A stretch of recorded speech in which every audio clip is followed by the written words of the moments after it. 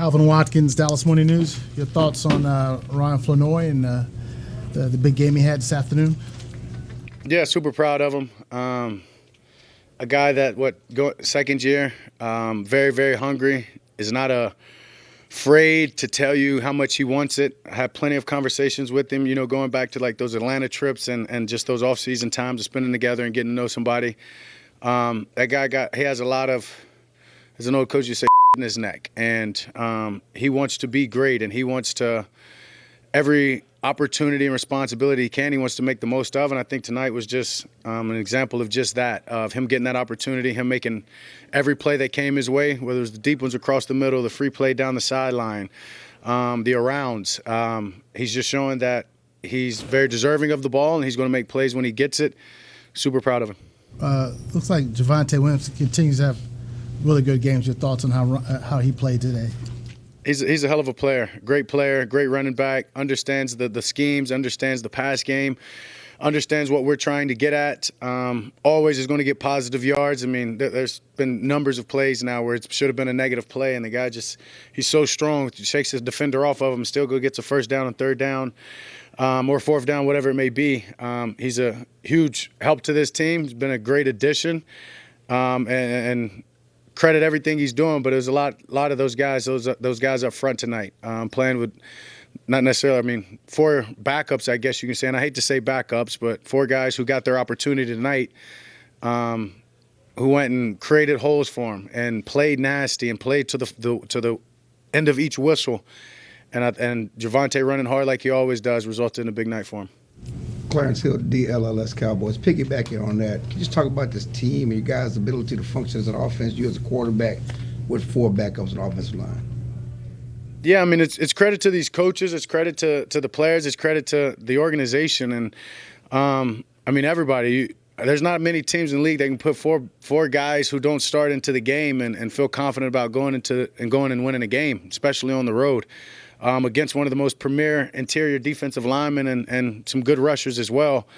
Credit from the front office of getting these guys, but just as important, these guys don't see themselves as backups, as they shouldn't. They've just been waiting on their opportunity. It goes back to April and OTAs all the way through minicamp of guys taking advantage of each rep that they've gotten and knowing that their time's going to come. Our OC Clayton says it all the time. If you don't like your position or if you're a little upset, you know that you're not the guy. Wait 10, 15 minutes. You never know. That's the way that this league goes. And those 4 guys and Flo and other guys show that tonight, that you just keep your head down, you keep working, you control what you can control. When your opportunities come, you don't have to look around. You can take advantage of them. We talked earlier in the week about the emotional game last week and not being let down. And can you just talk about what you guys did during the week? Did you see this coming? Because we've seen this before. You come over to a Jets team, a winless Jets team you lost before, didn't have the same intensity.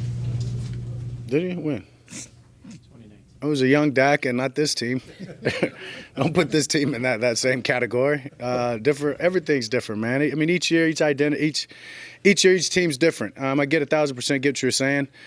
But I saw this coming just on the simple fact of this team knows how confident we are, what we're capable of doing. We know how important it was to get the taste of last week out of our mouth and out of our mind, whether it was – sure, it was a good game, but it was a tie. You don't play in this league to get ties. And so know how hungry the defense is, right? Sure, they're being asked and being called on, right, from I'm sure all of you guys to do more, and they went out there tonight and played a hell of a game and got some turnovers and numbers of sacks that allowed us, to play a complimentary game on all phases of it. And super proud of the team, the way we came out, we fought, loved the whole end of the second quarter, right? That was huge, from that turnover to the way the offense was able to get the 2 touchdowns. I'm sure they'd all say the same. We want to finish more, and I know we left some plays and some points out there today. Dak, Todd Arch with ESPN. How do you maintain the confidence that you have when you have 4 non-starting offensive linemen out there? You have to be aware of that. Your regular guys aren't there. It's the time that you spend together throughout the building, and it's those moments, those reps that they get throughout practice. I had a conversation with the young lineman earlier in the week about, how I became a starter. And so if there's ever a guy who's going to believe in somebody having to step up to the plate and when their number's called and people don't think they're ready, it's going to be me. And so to me, it's just about encouraging those guys and motivating those guys to understand that you're meant to be here. You're here for a purpose. You're here for a reason. Like, don't overthink this thing. It's football. It's a fun, great team game. You've got teammates to count on and lean on. Just go out there and trust that and to let it go. And so going from Nate, who I've talked about all off season, right, to Keem or Keaton, who's that's the one I had the conversation with, to TJ and Brock, who've gotten tons of snaps and have started numbers of games here. I've got so much confidence in those guys, and it just grows with each play and each moment when I see how much pride that they take in their jobs. I mean, you got a young Nate Thomas coming up to me after the game saying that he can do better and he will do better, and and it's like, dude, I know you will. You know what I mean? Like, I know you will, but that's as rewarding as this win is, because you got guys who care about this as much as you do and want to be the best absolutely every play. And so my confidence just continues to rise with those guys. And you had 3 touchdowns today against the blitz. I think it might be 5 now on the season. What do you like about it when you're seeing blitzes from other teams? Yeah, I mean, you're blitzing guys. You're one-on-one usually with my guys outside, and I feel comfortable with my guys winning those matchups. Obviously, Jake on a few of them. The big one to GP, and then right there at the end, it was just an easy one. Yeah, I mean, it just goes into the film study, the preparation. You see those looks. You see the looks before the blitz happens. You know what coverage is behind it, and you feel great about taking advantage of it. John Machota with The Athletic. Where do you think Clayton Adams has helped you guys the most? Everywhere. I mean, it would be hard to just say one area, and damn sure disrespectful to just say one area. That's a guy that loves football, loves the locker room, loves his players, loves coaching, loves inspiring. The run game obviously jumps out, and that's what's going to scream whether you look at the paper or you watch the film, and his intensity, how he coaches with him and Riley and Chin Young, all of them, and just the intensity they have, that offensive line, and the details that they have them playing with. Credit to all of them. But Clayton brings a sense of intensity and focus and grit to our offense that you really can't quantify it, I guess. He's a great offensive coordinator, and it's a great mix between him, Shotty, and the rest of those guys. The way they're putting together, we've got a great staff that, being in this a long time, I'm thankful for. Yeah, with Coach Schottenheimer, you've had a few coaches now. What do you think has stood out about him? Like maybe just off of this past week, coming off that tie against Green Bay, going in this game. How do you think that he's helped you guys and got you guys back on the right path? I mean, that's just him being him. He's a stand-up guy who approaches each day the same, true to who he is, win, loss, draw, whatever it may be. You're going to get the same shot in. I think that's something that a lot of guys that makes it easy to follow and a lot of guys to respect. And something just as a play caller and, from our relationship that I appreciate is a guy who takes heavy accountability.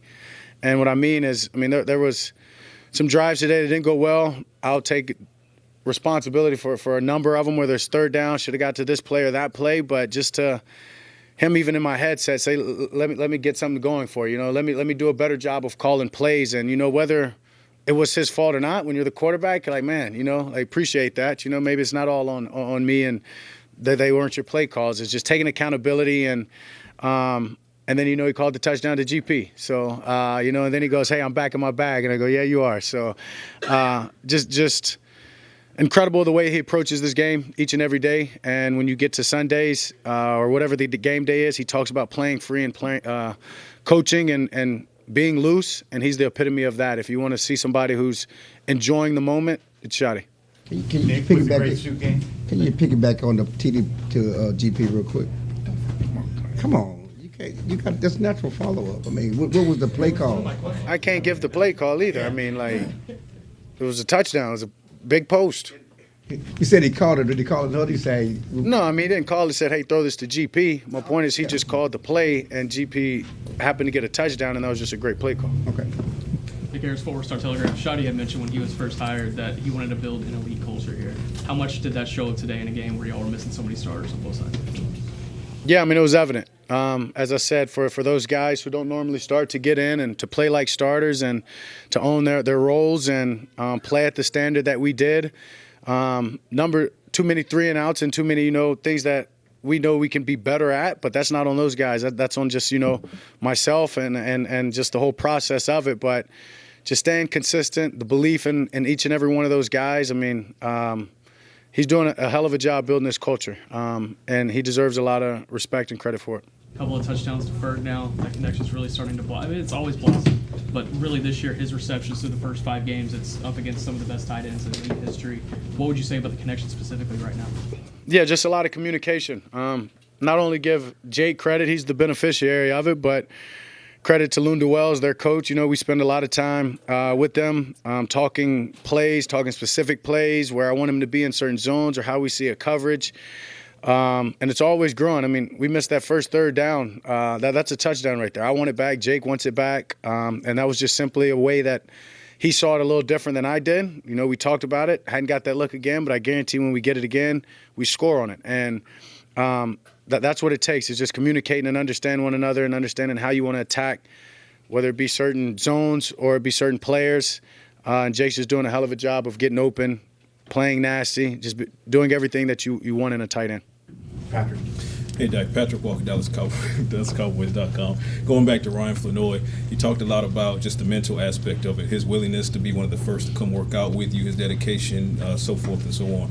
From the physical standpoint, just talk about some of the things that stands out most about him between the lines that helps you do your job. Yeah, strength. Simple as that is strength. Yeah, he loves the game and he's strong.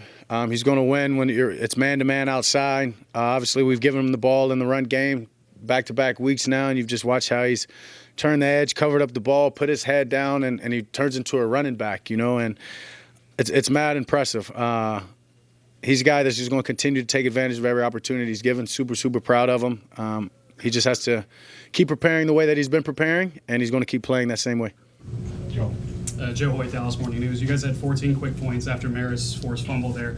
How pivotal was that, and what did that do for you guys offensively to see that happen? Yeah, that was huge. I think that was the game right there. I mean, you look back at a lot of NFL games, and you can go back to, whether it be 2 minutes or, 3 or 4 plays, and that was that moment in this game. They were going down there to essentially tie it up, and punches the fumble out, and I'm sure in everybody's mind, even ours, right? Let's go get a touchdown or 3 points before the half ends, and we're able to go get a touchdown and then get the ball back again. And then even then we're thinking, 40 seconds, let's just get a field goal. And then Javvante breaks out a big run. So that turnover by Maris right there was huge, and just the way that the offense responded. Not only that, the defense coming right back out in less than a minute or so, or just over a minute, and making them go 3 and out. We burned some timeouts and got the ball back, and offensive line created a big hole. That was impressive, and that's what it's about, is taking advantage of each opportunity, because you don't know which play is going to break the game open, and that was it for us. You were adamant after last game that there would be no finger pointing at the defense. When they performed the way they did today, what does that do for you guys just as a locker room and as an offense too? I mean, no surprise. I mean, that's why you don't finger point, because you trust and believe in your brothers and your teammates. If anything, we're going to look at ourselves on offense and say, how do we finish this game better in the second half and make sure that we don't allow the defense to be on the field as long as they were. I take responsibilities for as long as they're on the field with those 3 and outs and us not converting third downs. Is we were gassing them out. Not necessarily the Jets' offense, but just with our lack of production on offense and not giving them the rest, that's on us. So it's about being complimentary and making sure we take care of our business, because when they do get those turnovers and when they're making those stops, we've got to make sure we're rewarding them. And that's what complimentary football is about. Tommy Arch, DallasCowboys.com. 2 games in a row now where you guys have 2 touchdowns with less than a minute to go in the first half. What makes you so comfortable in those end of half situations when you're up against the clock, maybe don't have timeouts, but you're still able to go down and punch it in? Yeah, just our preparation. Those are situations that we work every day. Every day that we're at work, we work a 2-minute situation, game management, and you have to, with just the way that these situations and plays come up, they're all different. Whether there's no timeouts, whether there's one timeout, whether you need a chunk, whether you're just trying to get 3. And I credit Shadi, I credit the coaches, and obviously, and the players for locking in each and every moment that we do these. Something that you could allow to be monotonous if you do. But we've got a great locker room that understands that you win and lose a lot of games in those moments. And so it's just details in the practices that we get when we're doing that. And it's been fun to see those things pay off, and that just gives you confidence when you're in those situations going forward. Tim Kalish, Dallas Morning News. Was it a personal goal to outrush Justin Fields today? Did you think you had a pretty good shot at that? I did. 28-26. No personal goal. I would probably bet opposite of that if I had to. He's a hell of a player over there. Crazy athletic. He can be very, very, very good. But my legs just had some opportunities to, get in front of the line of scrimmage and go get it, whether it was 2-man and that 2-minute situation or, a couple of plays where they did a great job in coverage downfield, and that was really my only option. So, yeah. I realize it's only week 5, but you coming off the field, there were fans chanting MVP. Did you hear it at all? Does it mean anything? My ears work. So I heard it, but I didn't hear it, to your answer. It's week 5. I don't care. I don't care if it was week 17. I've told y'all what I want to win, the team goals. Right now, the success and the continued success is going to happen. It's just a beneficiary of all the guys in that locker room. I didn't play near as well of a game that I wanted to. Well, too many incompletions. I got to look back and see why. But sometimes, it's just happy and excited fans. Thank you, guys. You got anything else?